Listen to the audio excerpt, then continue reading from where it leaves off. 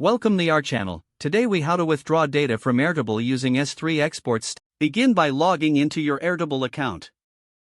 Select the base that contains the data you wish to withdraw.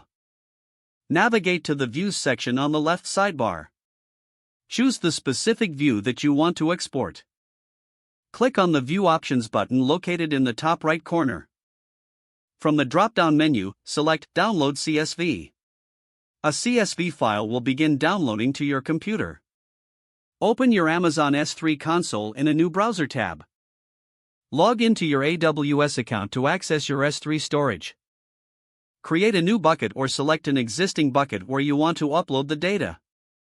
Ensure that the bucket name is unique and follows AWS naming conventions.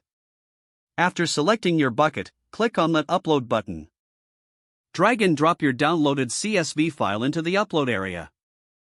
Alternatively, click on Add Files to manually select your CSV file. Once the file is added, click the Upload button to start the process. Wait for the upload to complete before proceeding. After the upload finishes, navigate to the uploaded file in your S3 bucket. Select the file to view its properties and settings. Ensure the permissions are set to allow access as needed. Copy the file URL for future reference. You can now use this URL to access the data from your S3 bucket. If necessary, configure additional settings such as versioning or lifecycle rules for future data management.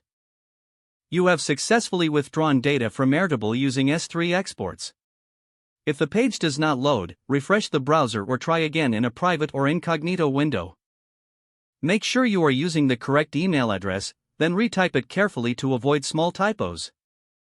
If your password is not accepted, use the reset option and create a new strong password you can remember. Check your spam folder for verification or security emails, then complete any requested confirmation steps. Enable two-factor authentication if available to improve account security and reduce unauthorized access risk. After signing in, review your profile details so your contact information and settings are accurate and current. Don't forget to like this video and subscribe to our channel for more step-by-step tech guides.